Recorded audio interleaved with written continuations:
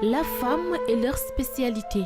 Que ce soit une grossesse ou une simple consultation, ces gynécologues s'occupent de tout ce qui touche à la santé de la femme et de l'enfant. Un métier que les hommes pratiquent de plus en plus et le font avec beaucoup de professionnalisme. Expose un peu son motif de constatation. Les motifs sont assez divers.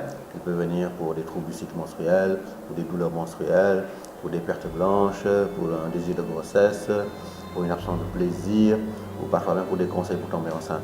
À partir de l'écoute, en tout cas du mode de constatation, nous interrogeons la patiente. Après l'interrogatoire, nous passons à l'examen. La grossesse, à la contraception, à la sexualité, à la prévention des infections, à la prévention des cancers, etc. En plus, on s'occupe du couple. Pour ces professionnels, il n'y a pas de différence entre gynécologue, femme et homme. Le sexisme ne doit pas se poser dans notre profession. Il ne s'agit pas d'être un gynécologue homme ou d'être un gynécologue femme. Un gynécologue, c'est un médecin avant tout, point final. Homme ou femme, ça n'entre pas en ligne de compte. Ce n'est pas le sexe de votre médecin qui compte en ligne de compte, c'est sa compétence. Le gynécologue est un médecin. Donc, le médecin, ce n'est pas une histoire de genre. On peut être gynécologue homme ou gynécologue femme, on peut être cardiologue homme ou cardiologue femme, on peut être urologue homme ou urologue femme. Maintenant, bon, c'est vrai que dans certains cas, on reçoit des femmes qui ne veulent pas être suivies pas être vues par un gynécologue homme. La femme est compliquée en temps normal, donc les problèmes et les risques ne manquent pas dans ce métier. C'est un métier très difficile, qui est très prenant, qui est très compliqué, où on n'a pas droit à l'erreur et où à la clé, il n'y a pas d'argent. Il faut établir d'abord une relation de confiance avec la cliente. Dès que la relation de confiance est là, tout se passe bien, on n'a jamais de problème.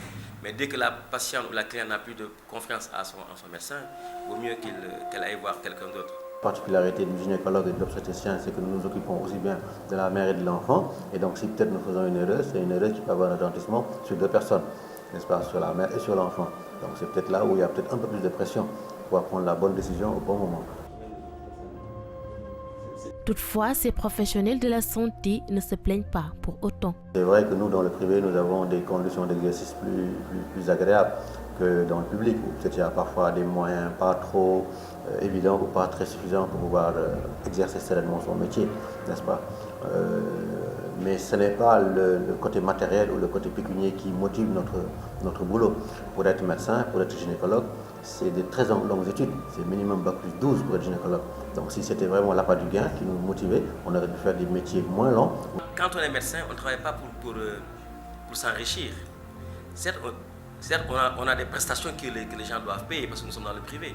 Et même à l'hôpital, les gens, c'est des salariés. Nous gagnons bien notre vie comme tout le monde, c'est tout. Mais bon, ce n'est pas excessif.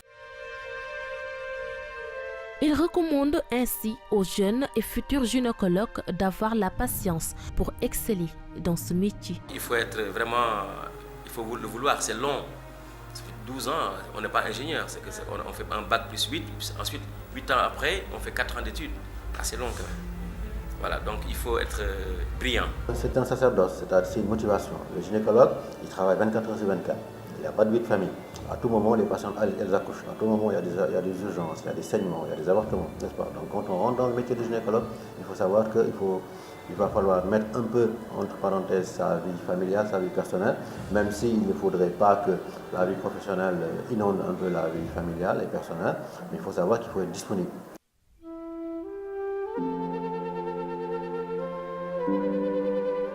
Comme les autres corps médicaux, le gynécologue a besoin nécessairement d'un appareil échographique pour mener à bien son travail. Sollicité le plus souvent par les femmes enceintes, le gynécologue prend la peine de suivre son patient jusqu'au terme de la grossesse. D'ailleurs, c'est quelqu'un de très concentré car il n'a pas le droit à l'erreur.